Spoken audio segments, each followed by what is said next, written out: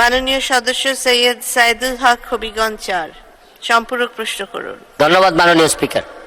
মাননীয় স্পিকার, আমার মাননীয় মন্ত্রী মহোদয়ের কাছে আমার জিজ্ঞাসা, ঢাকা শহরে মানুষ আছে 2.25 কোটি, কতগুলা থানা, কতগুলা জেলা, ইউনিয়ন, অথচ আমাদের আইনে সাকসেশন সার্টিফিকেটের জন্য সাকসেশন কোর্ট আছে মাত্র একটা, এবং এইটা আমাদের জন্য জানেন নামজারি, শেয়ার ট্রান্সফার, উত্তরাধিকার সব কিছুতেই আমাদের সাকসেশন সার্টিফিকেট লাগে।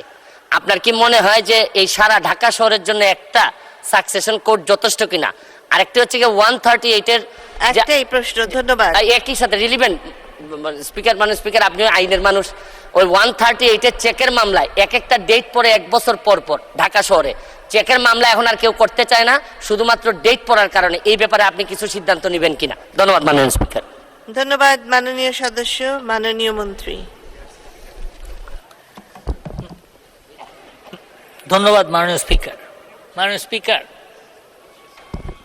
মাননীয় সংসদ সদস্য যেরকম মানুষের উপকার করার জন্য সংসদ সদস্য হয়েছেন, আওয়ামী লীগ সরকার কিন্তু জনগণের উপকার করেছে এবং করে বলেই এই 10 বছর 11 বছর 3 বার, আপনার 4 বার এই নির্বাচনে জয়ী হয়েছে। তো সেই প্রেক্ষিতে আমি বলবো যে যদি এই একটা সাকসেশন কোর্টের যদি না হয় তাহলে অবশ্যই এই সরকার সিদ্ধান্ত নেবে যে এটা আরও বাড়ানো, এবং সেইখানে একটা যেই আইনি একটু জটিলতা আছে সেটা রিমুভ করার চেষ্টাও আমরা করব, যাতে মানুষ, মাননীয় প্রধানমন্ত্রী বলেছেন ওয়ান স্টপ সার্ভিস, সেই ওয়ান স্টপ সার্ভিস যেন মানুষ পায় সেটার চেষ্টা করা হচ্ছে।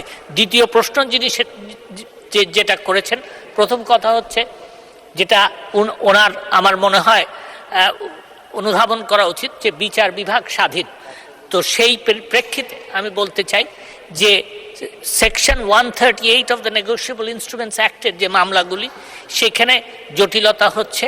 আমরা চিন্তা ভাবনা করছি যে এই আইনটার এবং বিশেষ করে এই ধারাটার আপনার সংশোধন করার জন্য, এবং তড়িৎ যাতে মামলা শেষ হয় সেটার ব্যবস্থাও আমরা নিচ্ছি। এবং আরও আমি ওনাকে জানাতে চাই যে এই তড়িৎ শেষ হওয়ার জন্য যে কিছু আদালত সৃজন করতে হবে, সেই জন্য অলরেডি আমরা জনপ্রশাসন মন্ত্রণালয়ে লিখেছি। মাননীয় স্পিকার, আপনাকে ধন্যবাদ।